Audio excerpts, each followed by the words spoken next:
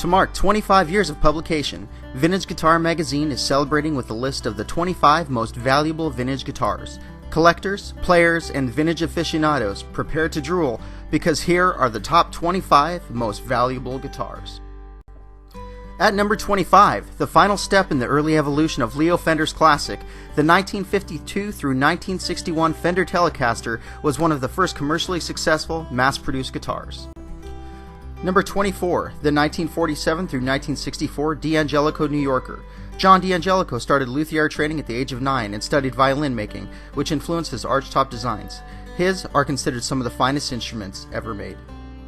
Number 23 is the 1936 through 1940 Gibson Advanced Jumbo. This was the original and just slightly smaller version of the Super Jumbo and Gibson's answer to the Martin Dreadnought. Martin's orchestra model, the OM-28, made between 1931 and 1933, are prized by fingerstyle players for its balanced, nuanced tone. The Telecaster Custom, made between 1959 and 1964, is a fancied-up version of the original, with binding on the front and back of the body. Custom colors, such as this black 1963, are hard to find. The rarer the color, the higher the price. The Ditson Style 111 was made by Martin Guitars for the distributor.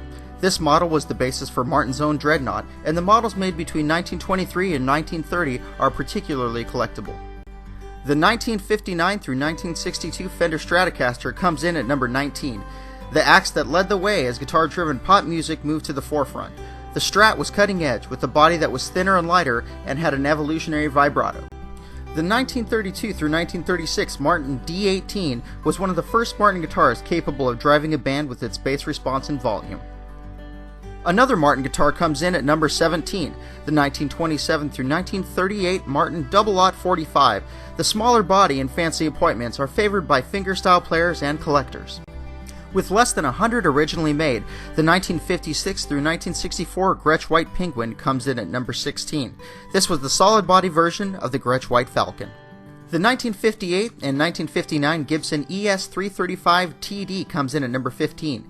Gibson's thin line concept crossed attributes of hollow body and solid body guitars and became one of the classics. The earliest ones, with dot inlays on the fretboard, are the most collectible. The 1918 through 1943 Martin Triple-Aught 42 comes in at number 14. It's often referred to as the Eric Clapton model, since Clapton performed with his 1939 Triple-Aught 42 on 1992's performance of MTV Unplugged. Lucky number 13, the 1957 through 1961 Gibson Les Paul Custom, also known as the Black Beauty.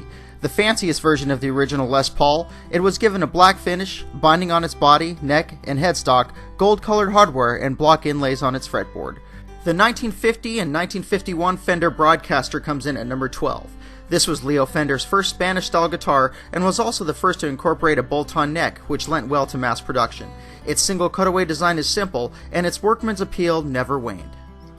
Coming in at number 11 is the 1929 through 1931 Martin OM-28.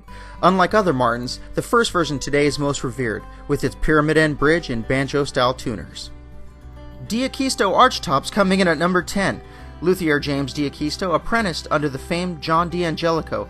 D'Acquisto mostly built to order, and his rarest models bring a premium. The 1957 Gibson Les Paul model comes in at number 9. Gibson's original Les Paul, the Gold Top, was refined through the early and mid-50s until it peaked in 1957. At number 8 is the 1938 through 1942 Gibson Super Jumbo, or SJ200. It was larger, showier, with its sunburst finish and a mustache bridge, and wound up in the hands of many a big-screen singing cowboy. One of the models that mark evolutionary changes at Martin, with the advent of bracing for steel strings in 1928, values jump. The 1928 through 1942 Martin Triple-Aught 45 comes in at number 7. At number 6, the 1931 through 1936 Martin D28. Though not as fancy as the D45, its original $100 price tag still put it mostly out of the reach in the midst of the Great Depression. Thus, production numbers stayed quite low. Produced for only 2 years in very limited numbers, the 1958 through 1959 Gibson Flying V comes in at number 5. Its unusual V-shaped body was eye-catching, but again, not popular. Number 4, the 1930 through 1933 Martin OM45. The OM45 was made in very small numbers each year, and fewer than 10 are still accounted for today. Coming in at number 3, the 1958 through 1960 Gibson Les Paul Standard. Today, it's not only the preeminent collectible solid body, but some would say the reason solid bodies are collectible, period. This model is offered at $250,000. Vintage Martin Dreadnoughts are considered the pinnacle of steel string acoustics, and those given the Style 45 dress with Brazilian rosewood back and sides, an ivory-bound body and neck, and fancy fretboard inlays were priced beyond the reach of all but a few Depression-era players. This is considered the holy grail of acoustic guitars. And coming in at number 1 is the 1958 Gibson Explorer. Only 19 were shipped in 1958, and an original would be worth well over $1 million today. We hope you enjoyed the list of the 25 most valuable guitars, and until next time, save those pennies.